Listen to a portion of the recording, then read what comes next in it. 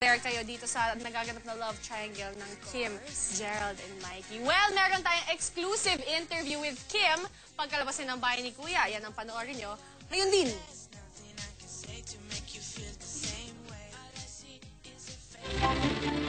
Mga kapamilya, ang Chinese cutie ng Cebu, Kim Chu! Hi Kim, you are our teen big winner! Your family is so excited to see you! Ang gabing pinakaaabangan ng lahat, ang huling gabi ng Big Four. Ang gabing ito ay para kay Kim na tinanghal na kauna-unahang Pinoy Big Brother Teen Big Winner. Matapos ang gabing ito, sunod-sunod na ang kanyang mga TV guestings. Pati ang mga leading newspapers at magazines ay nakapila na rin kay Kim. Hindi makapaniwala si Kim na siya ang nanalo. Akala ko po marami po akong nomination na yung mga boto-boto. Kasi ano ba naman ginawa ko sa bahay? Tagahugas lang ako ng pinggan. Paminsan, hindi ako naghugas, nagwawalis lang. Tapos tawa lang ako ng tawa. Rope task ang pinakapaborito ni Kim sa lahat ng mga ipinagawang pagsubok ni Kuya sa loob ng bahay. Sa task na ito, marami ang humanga sa kanya. Pero mas higit na napansin ang pagiging malapit ni Kim kay Gerald. Magkalapit na po ba kayo? Pero ano yun? Parang wala na po kami magawa. Aliwin na lang po naman. Kulitin ko na lang. Yun. Aminado si Kim na mas komportable siya kung si Gerald ang kanyang kasama. Kasi po, 6 na lang po kasi kami. Tapos, yun po, medyo tahimik na po yung bahay. Medyo nakakalungkot na kasi konti na. Gusto ko pa makakakulitan yung joke-joke. Eh si Mikey pa minsan seryoso pag binibiro ko. Eh si Gerald karang iniinis ko. Wala, iniinis din niya ako. Tawanan kami ng tawanan. Close lang naman po. Malapit man ang loob ni Kim kay Gerald, ayaw daw muna niyang pumasok sa isang seryosong relasyon. Huwag po muna yan. Focus po muna kami sa eto. Kasi paminsan naman ito dumating sa buhay natin yung opportunity. Handang-handa na raw si Kim na sumabak sa mundo ng showbiz. Depende po sa talent center.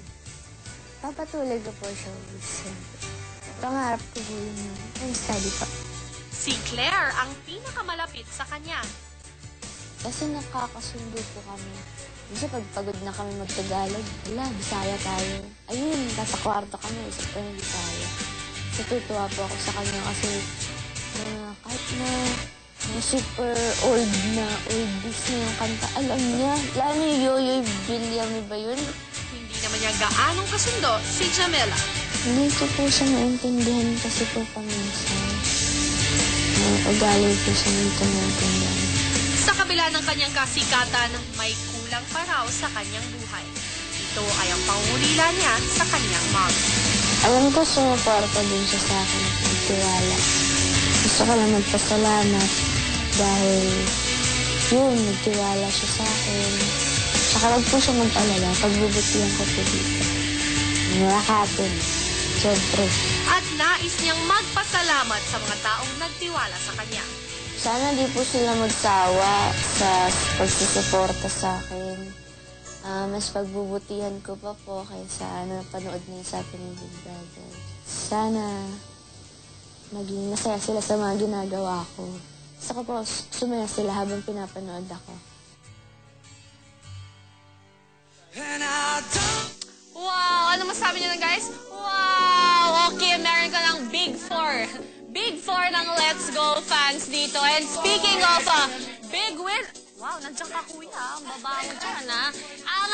Ito ang si Kim, part ng kanyang prize bilang kauna-unahang Teen Big Winner ay isang 8-day paradise tour all around the Philippines sa mga exotic places. Hatid po yan ng Sea Air at Night. At meron exclusive footage ng Pinoy Big Brother update ng trip ni Kim sa Boracay at sa Palawan. At yan ang ipapakita namin sa inyo. Wala pa. Ang lakas ng direct Chelsea. Wala pa. Gusto ko lang sabihin na patuloy lang po, like I was saying kanina, patuloy lang po ang support niyo sa mga teen housemates. Kanina nakita niyo ang plug ng Your Song. O mamaya ka na. Papastak mo ko. Ang Your Song ng syempre Love Triangle sa loob ng bahay ni Kuya na si Bam, si Fred at si Nina. Hi Fred! Nanonood siya ngayon. Yan, supportan niyo Your Song sa Sunday. Sunday, right? Yung Your Song. Eto na! Sierra welcomes Pinoy Big Brother Teen Edition Big Winner Kim Chu. Ayan, una pong pumunta si Kim sa... Yan, nung Miyerkules po ay pumunta si Kim sa Boracay. Sakay po na Sierra mula sa domestic airport ng Manila. Naglanding sila sa, of course, ayan, ang ganda ng beach. Katiklan Airport. Dumiretso agad siya sa isla ng Boracay. Sakay na isang bangka, of course. Ilan sandali lang ay narating na ni Kim ang Boracay Tropics. Yan. Doon po sila mananatili o nanatili. Sakay ng isang bangka ay nilibot din ni Kim kasama ang kanyang kapatid, yung isla. Ang cute naman ni Kim. Siguro ang daming nagpa-picture sa kanya doon. Ayan. Sure enough, nagpa-picture pa sa Sandcastle kung saan pinagkaguluhan naman siya ng mga turista. I'm sure. Eto talagang si Kim, oh. Wow! We're so happy for you, Kim! Ayan. Syempre, after that, talaga naman ang schedule nitong si Kim. Dumiretso siya sa... Pupunta naman siya sa Busuanga Airport dahil matapos ang maiksing biyahe ay sumakay sila ng bangka papuntang Club Paradise. Eto na nga. Kung nakita nyo, enjoy na enjoy si Kim dito sa Club Paradise. Ay, tumatan na si Kim, oh. Marami ng mga Hollywood celebrities ang nakadating sa Club Paradise. Wow, ayan na nga si Kim. Uy, pinasok niya yung shorts na yan sa loob ng bahay. I remember that. Ayan, very beautiful, Palawan. Ayan. Eh, kumusta yung passers-by natin dyan sa camera?